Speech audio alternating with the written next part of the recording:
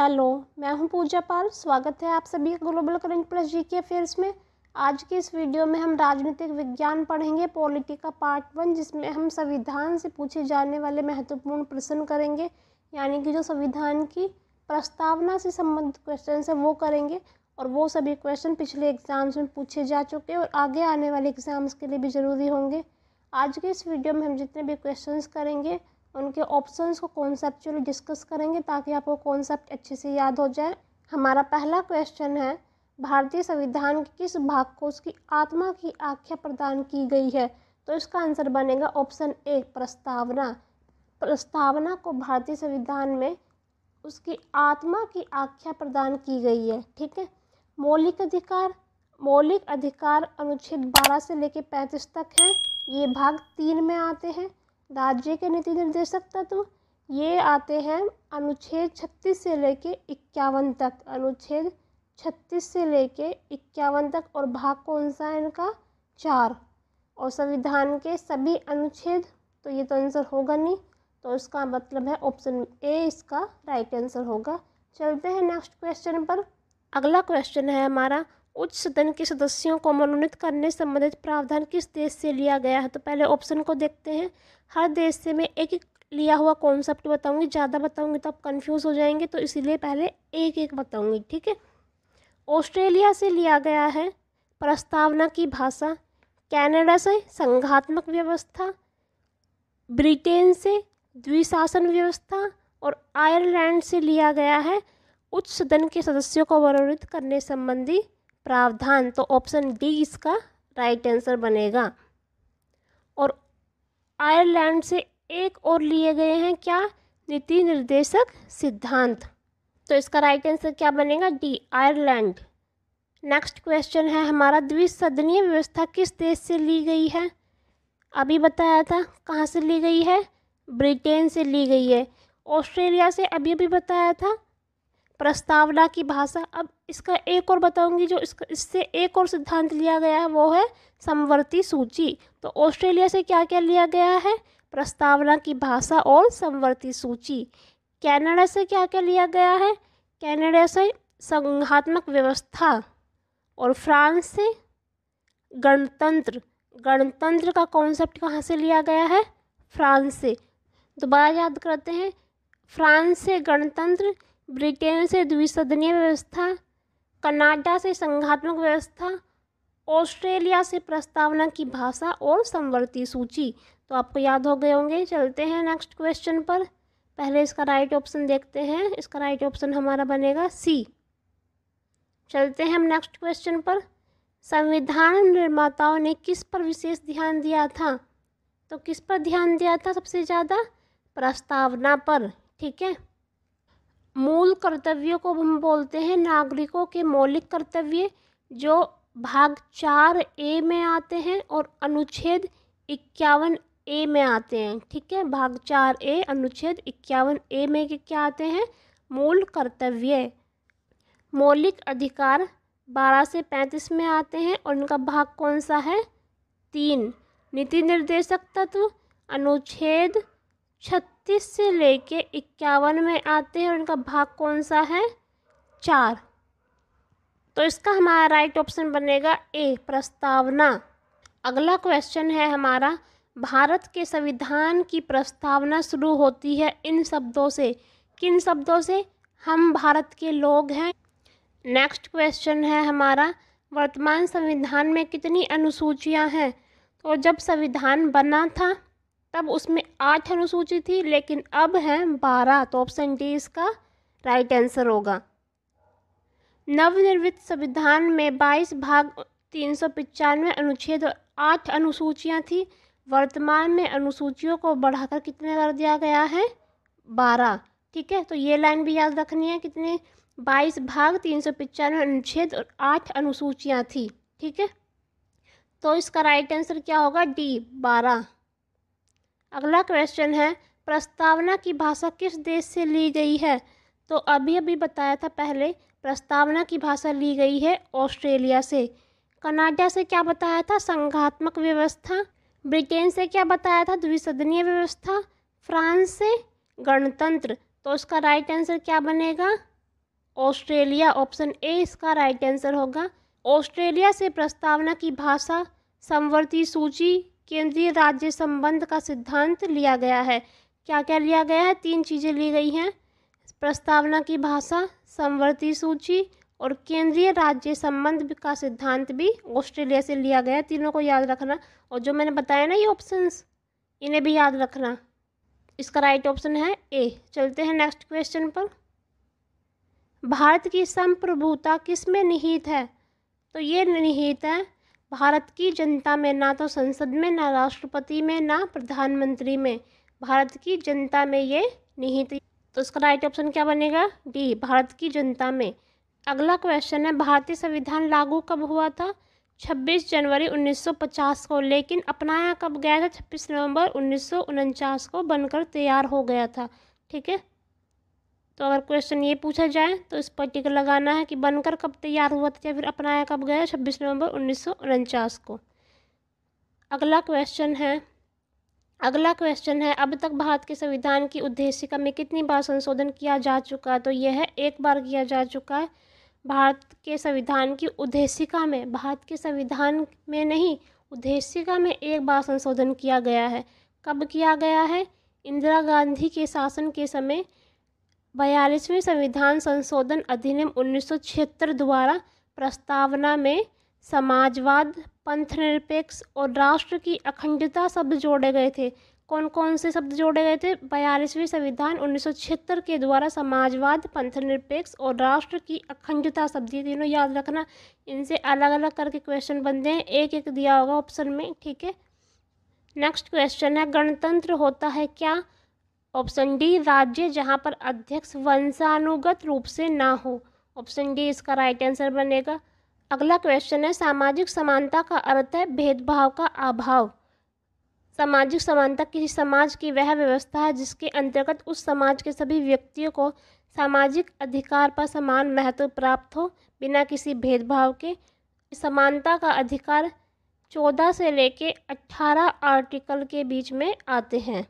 अगला क्वेश्चन है, निम्नलिखित में से कौन सा शब्द भारत के संविधान की उद्देशिका में नहीं है? समाजवादी है, पंथनिरपेक्ष है, प्रभुत्व संपन्न है, लोक कल्याण नहीं है, ऑप्शन डी इसका राइट आंसर होगा। अगला क्वेश्चन है, भारतीय संविधान के किस भाग में स्पष्ट रूप से घोषणा की गई है कि भारत एक धर्मनिरपेक्ष राज्य है? तो ये की गई है संविधान की प्रस्तावना में।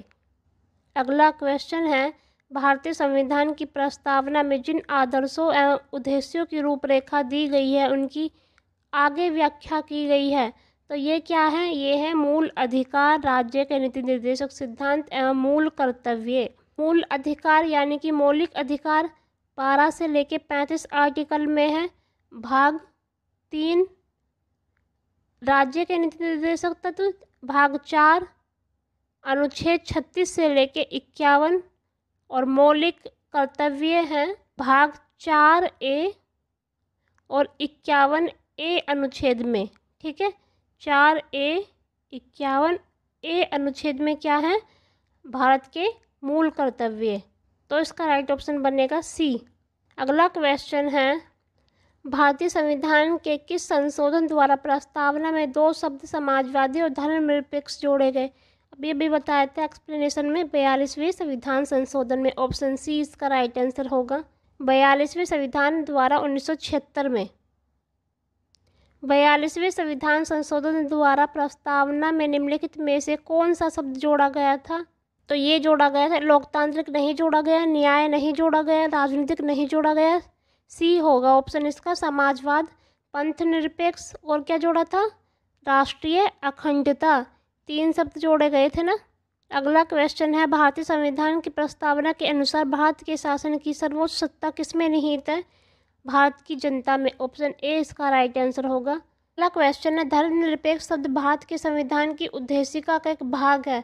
तो ये है 42वें संशोधन के बाद, क्योंकि 42वें संशोधन 1976 के द्वारा ये शब्द जोड़ा गया, धर्मनिरपेक्ष, राष्ट्रीय अखंडता और समाजवादी तीनों शब्द जोड़े गए थे, इसलिए ऑप्शन डी इसका राइट आंसर बनेगा। नेक्स्ट क्वेश्चन है, भारतीय संविधान किसके द्वारा स्वीकृत है?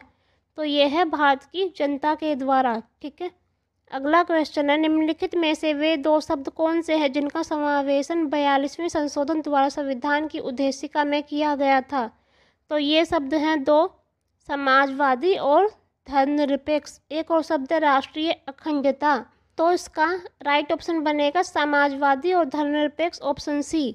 अगला क्वेश्चन है, प्रस्तावना का वह प्रावधान जो सभी वयस्क नागरिकों को मतदान का अधिकार प्रदान करता है क्या कहलाता है? तो इसे हम बोलते हैं प्रजा का तंत्र, प्रजातंत्र, ऑप्शन सी इसका राइट आंसर होगा। अगला क्वेश्चन है, 42वें संविधान संशोधन अधिनियम 1976 द्वारा प्रस्तावना में किस शब्द को नहीं जोड़ा गया था? धर्मनिरपेक्ष जोड़ा गया, समाजवादी जोड़ा गया, एकता और अखंडता जोड़ा गया, गुट निरपेक्ष नहीं जोड़ा गया, ऑप्शन सी इसका राइट आंसर होगा। अगला क्वेश्चन है, भारत में लौकिक सार्वभौमिकता है क्योंकि संविधान की प्रस्तावना प्रारंभ होती है कहाँ से? हम भारत के लोग हैं, इन शब्दों से शुरू होती है। ये पीछे भी मैंने बताया क्वेश्चन, लेकिन थोड़ा सा अलग था, ठीक है। इसमें थोड़ी सी इसकी लैंग्वेज चेंज कर दी गई थी क्वेश्चन की, इसलिए मैंने दोबारा लिया है। अगला क्वेश्चन है, भारत एक गणतंत्र है, इसका अर्थ है ऑप्शन सी, भारत में वंशानुगत शासन नहीं है। अगला क्वेश्चन है, भारत को गणतंत्र क्यों कहा जाता है?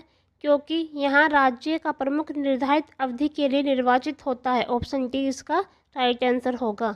अगला क्वेश्चन है, धर्मनिरपेक्ष का अर्थ क्या है? धर्मनिरपेक्ष का अर्थ है राज्य सरकार द्वारा किसी धर्म को स्वीकार नहीं करना, ऑप्शन सी इसका राइट आंसर होगा।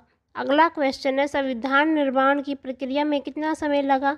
तो ये लगा 2 वर्ष 11 महीने 18 दिन, ऑप्शन ए इसका राइट आंसर होगा। ऐसा का ऐसा बिल्कुल रट लेना इसे, 2 वर्ष 11 महीने और 18 दिन। 26 नवंबर 1949 को संविधान सभा के अध्यक्ष के हस्ताक्षर किए गए और इसे पारित किया गया इसके बाद। अगला क्वेश्चन है, गणतंत्र होता है राज्य जहां पर अध्यक्ष वंशानुगत रूप से ना हो, ऑप्शन डी इसका राइट आंसर होगा। अगला क्वेश्चन है, भारतीय संविधान की प्रस्तावना में भारत को किस रूप में घोषित किया गया है? तो ये किया गया एक प्रभुत्व संपन्न, समाजवादी, धर्मनिरपेक्ष और प्रजातांत्रिक गणराज्य, ऑप्शन सी इसका राइट आंसर होगा। हमारा अगला क्वेश्चन है, कल्याणकारी राज्य का उद्देश्य है कमजोर वर्गों के कल्याण का प्रबंध करना, ऑप्शन बी इसका राइट आंसर होगा। अगला क्वेश्चन है, भारतीय संविधान की प्रस्तावना के सिलसिले में निम्नलिखित में से कौन सा क्रम सही है? सबसे पहले आता है ये शब्द सार्वभौम सत्ता संपन्न, तीनों में है, ये ऑप्शन कट गया, ठीक है। फिर उसके बाद आता है समाजवादी, इन दोनों में है, ये वाला ऑप्शन कट गया और ये 2 बचे। फिर उसके बाद आता है धर्मनिरपेक्ष, तो कौन से में है धर्मनिरपेक्ष? इसमें जनवादी है, तो ये ऑप्शन हट गया, ऑप्शन डी इसका राइट आंसर बना, ठीक है। तो सार्वभौम सत्ता संपन्न, समाजवादी, धर्मनिरपेक्ष और जनवादी गणतंत्र किस में है? ये डी में है, तो डी इसका राइट आंसर बनेगा।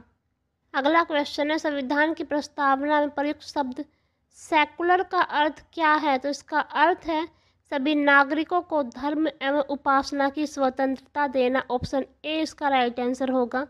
अगला क्वेश्चन है, भारतीय संविधान की प्रस्तावना में लिखित हम भारत के लोग से क्या अर्थ निकलता है? तो इससे अर्थ निकलता है भारतीय गणराज्य की प्रभुसत्ता जनता में निहित है, ऑप्शन ए इसका राइट आंसर बनेगा।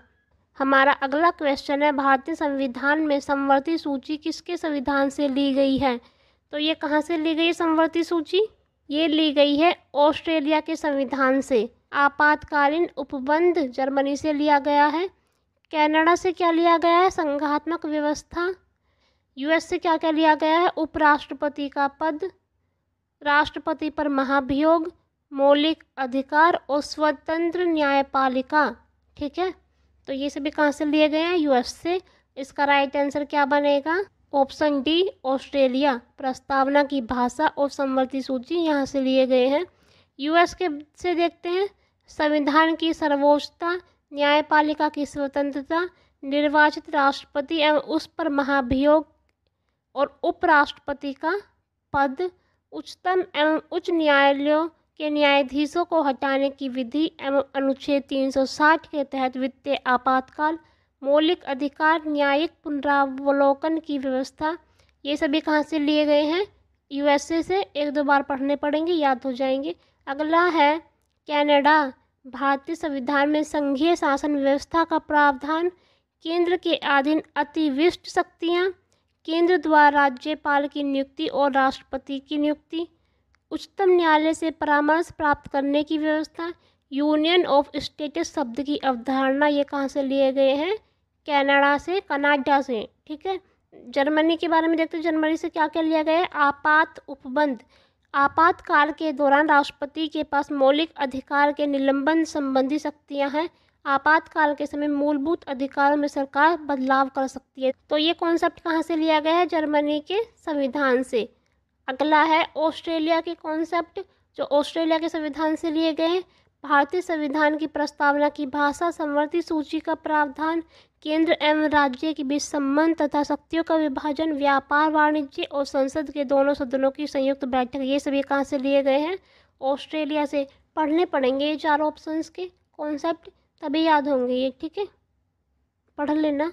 हमारा अगला क्वेश्चन है, संविधान के अंतर्गत भारतीय लोकतंत्र के आदर्शों को हम कहाँ देख सकते हैं? तो हम देख सकते हैं प्रस्तावना में। भाग 1 में अनुच्छेद 1 से लेकर 4 तक है, जिसमें संघ और उसके राज्य क्षेत्र के बारे में बताया गया है। भाग 3 में है अनुच्छेद 12 से लेके 35 तक, और ये मौलिक अधिकार में आता है। ठीक है, मौलिक अधिकार इसमें दिए गए हैं। भाग 4 में आते हैं। भाग 4 अनुच्छेद 36 से लेके 51 तक, राज्य के नीति निर्देशक तत्व। तो इसका राइट आंसर क्या बनेगा? Option B. अगला क्वेश्चन है, भारतीय संविधान ने किस प्रकार के लोकतंत्र को अपनाया है? तो ये है लोकतांत्रिक गणतंत्र। ऑप्शन डी इसका राइट आंसर होगा। अगला क्वेश्चन है, भारतीय संविधान की प्रस्तावना में वर्णित लोकतंत्र को किस रूप में स्वीकार किया गया है? ये स्वीकार किया गया राजनीतिक तंत्र में, आर्थिक तंत्र में, सामाजिक राजतंत्र में। ऑप्शन डी इसका राइट आंसर होगा।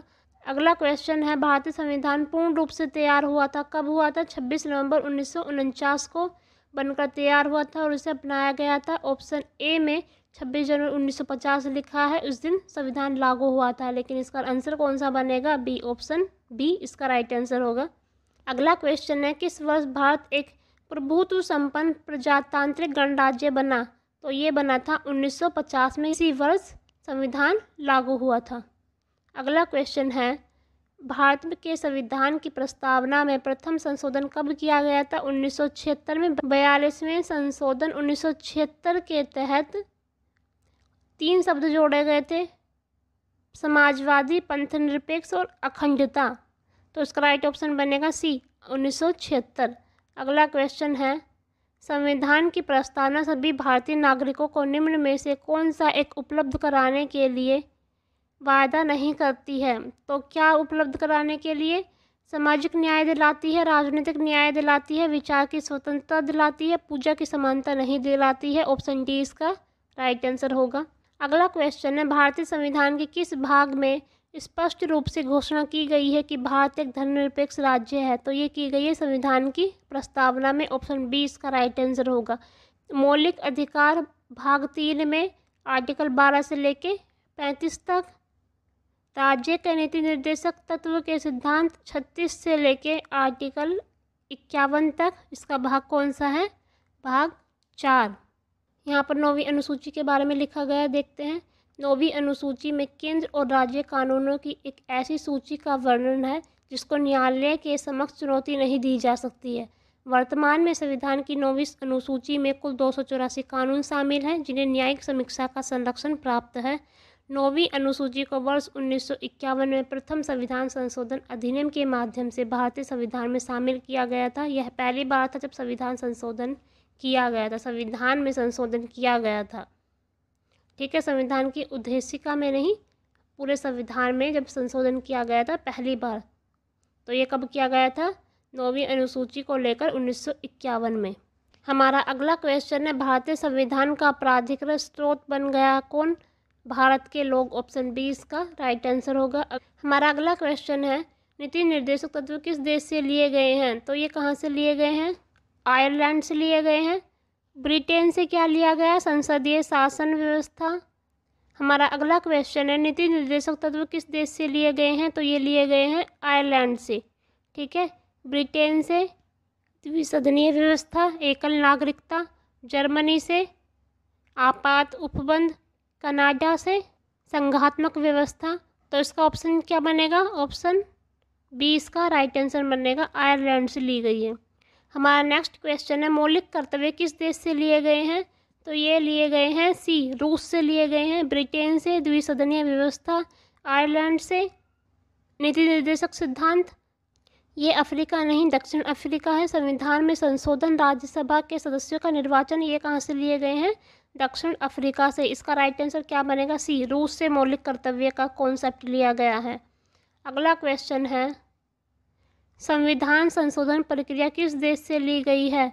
तो संविधान संशोधन प्रक्रिया ली गई है दक्षिण अफ्रीका से, अभी बताया था। ब्रिटेन से द्विसदनीय व्यवस्था, फ्रांस से गणतंत्र का कॉन्सेप्ट, रूस से मौलिक कर्तव्य।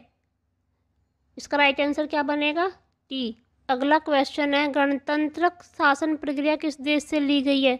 तो ये बताया था अभी ये ली गई थी फ्रांस से। ऑप्शन बी इसका राइट आंसर बनेगा। अगला क्वेश्चन है, एकल नागरिकता का सिद्धांत किस देश से लिया गया है? तो ये कहाँ से लिया गया? ये लिया गया है ब्रिटेन से। कनाडा से संघात्मक व्यवस्था, ऑस्ट्रेलिया से प्रस्तावना की भाषा, समवर्ती सूची, और दक्षिण अफ्रीका से संविधान में संशोधन, राज्यसभा के सदस्यों का निर्वाचन लिया गया है। तो इसका राइट आंसर क्या बनेगा? Option C, Britain. हमारा अगला क्वेश्चन है, समवर्ती सूची किस देश से ली गई है? तो ये ली गई है ऑस्ट्रेलिया से। समवर्ती सूची, प्रस्तावना की भाषा, ये सभी कहाँ से लिए गए हैं? ऑस्ट्रेलिया से। कनाडा से संघात्मक व्यवस्था, ब्रिटेन से द्विसदनीय व्यवस्था और एकल नागरिकता, दक्षिण अफ्रीका से संविधान में संशोधन, राज्यसभा के सदस्यों का निर्वाचन। अगर आप भी इसी तरीके से ऑप्शंस को डिस्कस करोगे, पॉज करके सोचोगे कि कौन सा कॉन्सेप्ट किस देश से लिया गया है, तो डेफिनेटली आपको भी इसी वीडियो के अंदर याद हो जाएंगे। हमारा अगला क्वेश्चन है, भारत के संविधान की प्रारूप समिति के अध्यक्ष कौन थे? तो ये थे सी, डॉक्टर भीमराव अंबेडकर। डॉक्टर राजेंद्र प्रसाद संविधान सभा के स्थायी अध्यक्ष थे, जो 1946 की सभा की बैठक में चुने गए थे, ठीक है। तो इसका राइट ऑप्शन क्या बनेगा? सी, डॉक्टर भीमराव अंबेडकर। हमारा अगला क्वेश्चन है, संविधान निर्माण हेतु संविधान सभा का गठन हुआ? डी, कैबिनेट मिशन से हुआ था। हमारा अगला क्वेश्चन है, कौन भारत के राष्ट्रपति और उपराष्ट्रपति दोनों पदों पर रहे हैं? तो ये हैं डॉक्टर APJ अब्दुल कलाम।